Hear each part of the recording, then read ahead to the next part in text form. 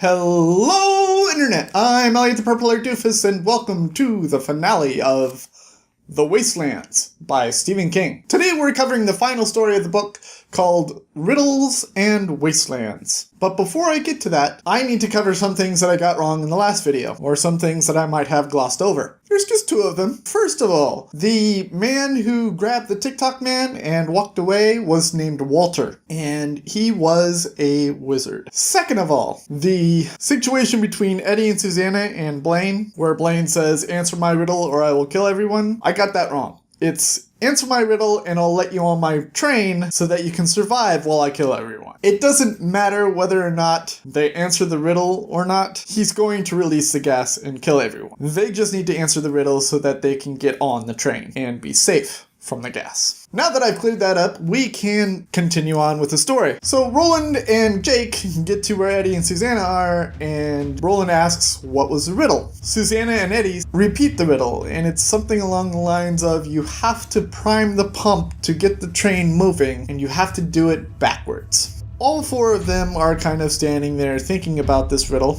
and Susanna's like, "I'm pretty sure I have the answer, but I need to remember it in someone else's voice." The gunslinger actually takes out his weapon and hypnotizes Susanna and helps her to become Detta. And she is talking about learning math with her father, and her father is teaching her how to find prime numbers. Do you get it? Prime numbers. So what Susanna has to do is look at this board that has 100 buttons on it, numbered 1 through 100, and find all of the prime numbers. So she's marking every one that isn't a prime number by just going up by the factors. So she says 2 is a factor, so every number other than 2 that is divisible by 2 gets marked. 3 is a factor, so every number that isn't 3 gets marked. And on she goes until she finds every prime number from 1 to 100. She reaches out to start pushing the buttons in order, and Jake stops her, and he says, "Wait, you have to pump it backwards. So you have to start at the highest prime number and work your way back." And as she is working this out, Susanna slowly wakes up, so we don't have to endure Detta for too long. So the riddle is answered just in the nick of time, and Blaine says, "Get on the train." Our 4 heroes and their little pet Oi run onto the train, and they get into this car, and the train starts moving. And Susanna says, "My wheelchair." And Eddie's like, "Sorry, doll, it's gone. There's no more wheelchair. There's no going back for it." And they are sitting in this train car, and Blaine is describing things, and the train car starts becoming translucent, and they can see everything. And they are looking around at the world as the gas is being released, and they're seeing everyone die from the gas. And it's a horrifying sight, and they beg Blaine to turn the walls back on. As they're continuing on, Jake looks at the map and sees that the end of the line is a town called Topeka. And Blaine says, "Yes, that's the end of the line. That's as far as I can take you along the path of the beam towards the tower." And then Blaine moves out of the city area that he was in and into the true wastelands, and everyone is terrified because the true wastelands are nothing but waste.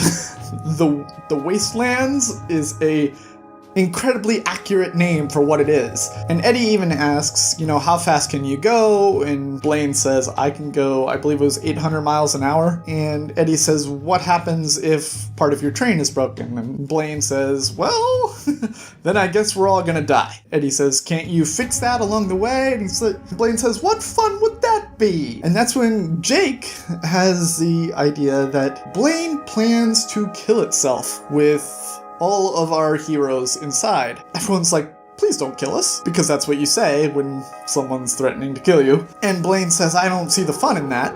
And he starts demanding riddles. Roland speaks up for the first time, talking to Blaine, and he says, "Fuck you."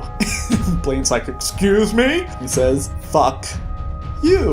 And he explains that Blaine is being very rude and is going about this all wrong. You see, Roland and his friends have something that Blaine wants, but Blaine is going to kill them. So Roland says, if you truly want to get any of what we want, we have to have some kind of incentive. So Roland proposes a riddle off, and he tells the tale of telling riddles and warring with riddles when he was young. And Blaine says, so what exactly are you proposing? And Roland says, all 4 of us will continue to tell you riddles all the way from here to Topeka. And if there's a riddle that we say that you can't answer, you have to let us off safely in Topeka. If, however, we can't stump you and you know the answer to every single riddle we give you, then you can destroy yourself in Topeka, and that will be that. And Blaine says, you, my good sir, have a deal. That's pretty much where the book ends. I'm not kidding. That is where the book ends. So we're left on a few cliffhangers. We don't know if the tracks are clear. So even if they do fix this whole riddle situation, Blaine could crash at any moment. What exactly happened with the TikTok man and Walter the Wizard? We don't know. And then we have the most obvious. Will they figure out a riddle to stop Blaine from killing them? I'm assuming by the fact that we have 4 more books left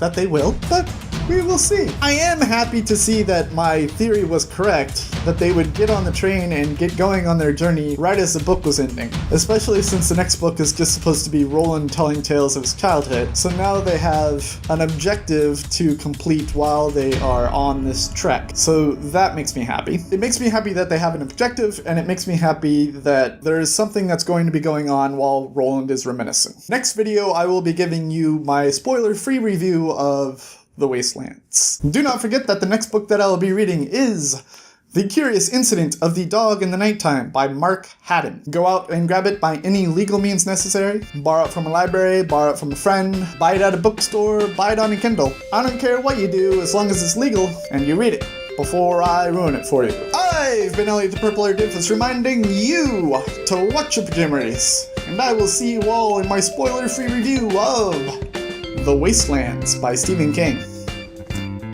Toodles!